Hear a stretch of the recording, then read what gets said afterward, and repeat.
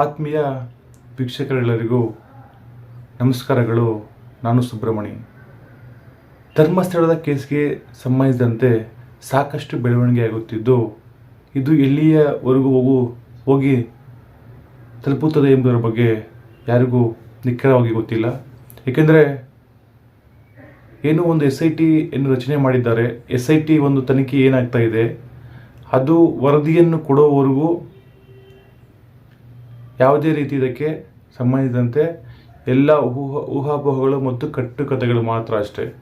ಯಾವುದೇ ರೀತಿ SIT ಇಲ್ಲಿಯವರೆಗೂ ಸ್ವಲ್ಪನೂ ಮಾಹಿತಿ ಕ್ಲೂವನ್ನು ಕೊಟ್ಟಿಲ್ಲ. ಸೊ ಅದು ಗುಪ್ತವಾಗಿ ತನ್ನದೇ ಆದಂಥ ಒಂದು ಸ್ಟೈಲ್ನಲ್ಲಿ SIT ತನಿಖೆ ಮಾಡ್ತಾ ಇದೆ. ಎಲ್ಲ ಕಡೆಯಿಂದಲೂ ತನಿಖೆ ಮಾಡ್ತಾ ಇದೆ. ಇಲ್ಲಿ ಅಪರಾಧಿಗಳನ್ನು ಇನ್ವೆಸ್ಟಿಗೇಷನ್ ಮಾಡ್ತಾ ಇದೆ. ಸೊ ಸಾಕ್ಷಿದಾರರನ್ನು ಕೂಡ ಕಸ್ಟಡಿಗೆ ತಗೊಂಡು ಇನ್ವೆಸ್ಟಿಗೇಷನ್ ಮಾಡ್ತಾ ಇದೆ. ಸೊ SIT ಎಲ್ಲೇ ಯಾವುದೇ ಕಡೆಯೂ ಸಹ ಸ್ವಲ್ಪನೂ ಮಾಹಿತಿಯನ್ನು ಕೊಡ್ದಿರ ಗುಪ್ತವಾಗಿ ಏನಾದರೂ ಮಾಡಿ ಇಲ್ಲೊಂದು ಏನು ಅಪರಾಧಿಗಳ್ಯಾರು ನಿರಪರಾಧಿಗಳ್ಯಾರು ಎಂಬುದರ ಬಗ್ಗೆ ತಿಳಿದುಕೊಳ್ಳಲು ಅತ್ಯಂತ ಪ್ರಾಮುಖ್ಯತೆಯಾಗಿ ತನಿಖೆಯನ್ನು ಮಾಡ್ತಾ ಇದೆ. ವೀಕ್ಷಕರೇ ನೋಡಿ, ಇಲ್ಲಿ SIT ಏನು ಸಾಕ್ಷಿದಾರ ಬುರ್ಡೆಯ ವ್ಯಕ್ತಿ ಭೀಮ ಹಲಿಯ ಚಿನ್ನಯ್ಯ ಅವರು ಹೇಳಿದ ಕಡೆಯೆಲ್ಲ ಸ್ವಲ್ಪ ಕಡೆಯೆಲ್ಲ ಏನು ಸಿಗಲಿಲ್ಲ. ಸೊ ಅದರಿಂದ ಏನಾಯ್ತಂದರೆ ಅವರನ್ನು ಕೂಡ ಕಸ್ಟಡಿಗೆ ತಗೊಂಡು ಗುಪ್ತವಾಗಿ ಇನ್ವೆಸ್ಟಿಗೇಷನ್ ಮಾಡ್ತಾ ಇದೆ. ಮತ್ತು ಮಹೇಶ್ ತಿಮ್ಮಡಿಯವರನ್ನು ಕೂಡ ಇನ್ವೆಸ್ಟಿಗೇಷನ್ ಮಾಡಿದೆ. ಗಿರೀಶ್ ಮಠ ಅವರು ಕೂಡ ಕೊಟ್ಟಿದ್ದಾರೆ. ನೆಕ್ಸ್ಟ್ ಏನಾಗುತ್ತೆ ಅಂದರೆ, ಈ ಒಂದು ಕೇಸು ಸೌಜನ್ಯಗೆ ಕೇಸ್ಗೆ ಮರು ಜೀವ ಬಂದಂಗಾಗಿದೆ.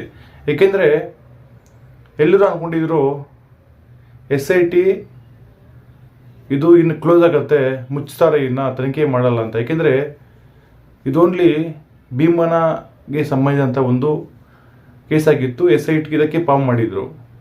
ಸೊ ಮತ್ತೆ ಏನಾಯ್ತಂದರೆ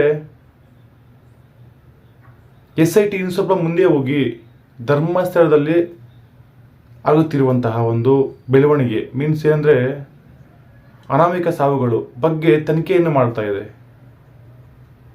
ಸೊ ಇದರ ಬಗ್ಗೆ ಯಾರಿಗೂ ಮಾಹಿತಿ ನೀಡಿದಿರ ಗೃಹ ಸಚಿವರು ಪರಮೇಶ್ವರ್ ಹತ್ರ ಹೋಗ್ಬಿಟ್ಟು ಇನ್ನು ಅವರು ಸರಳಕ್ಕೆ ಮಾಡ್ಕೊಂಡು ಬಂದಿದ್ದಾರೆ. ಇನ್ನು ನಮ್ಗೆ ಇಷ್ಟು ದಿನ ಬೇಕು, ಇನ್ನು ಇಷ್ಟು ಬೇಕು ಅಂತ. ಮೀನ್ಸ್ ಏನಂದರೆ ಏನು ಧರ್ಮಸ್ಥಳಕ್ಕೆ ಒಂದು ತಪ್ಪು ಭಾವನೆ ಅಂಟ್ಕೊಂಡಿದೆಯಲ್ಲ, ಅದನ್ನು ಹೋಗಲಾಡಿಸಿಕೊಳ್ಳಲು SIT ನಿಷ್ಪಕ್ಷಪಾತದಿಂದ ಕೆಲಸ ಮಾಡ್ತಾ ಇದೆ. ಯಾವುದೇ ರೀತಿ ಮಾಹಿತಿಯನ್ನು ಯಾರಿಗೂ ಕ್ಲೂ ಕೊಡದಿರ ಗುಪ್ತವಾಗಿ ಮಾಡ್ತಾ ಇದೆ.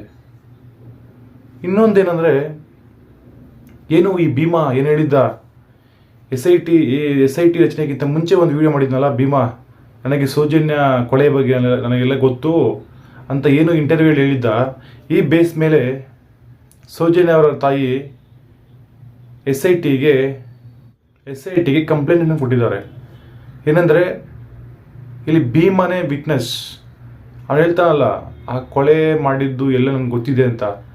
ಸೊ ಇವನ ಮೇಲೆ ಒಂದು ಕೇಸನ್ನು ಹಾಕಲಾಗಿದೆ.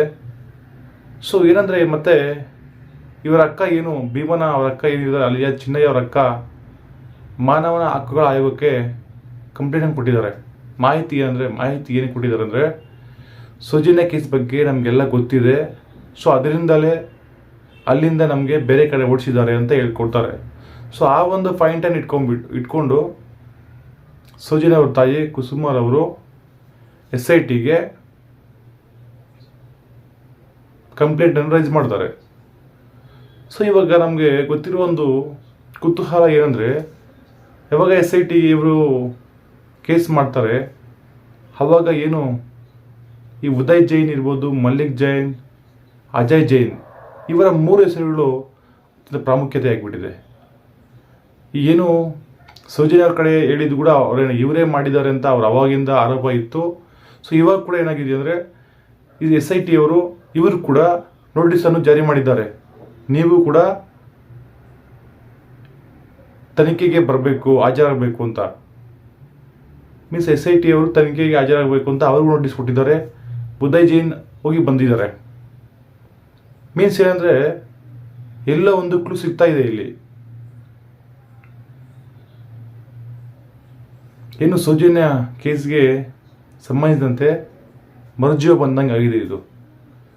ಬಟ್ ಸತ್ಯ ಏನು ಅಸತ್ಯ ಏನೊಂದು ಬೆಳಕಿಗೆ ಬರಲೇಬೇಕು, ಯಾಕಂದರೆ ಇದು ಹಿಂಗೆ ಬಿಟ್ಟರೆ ಇನ್ನೂ ಹೋಗ್ತಾನೇ ಇರ್ತದೆ. ಇನ್ನೊಂದು ವಿಷಯ ಏನಂದರೆ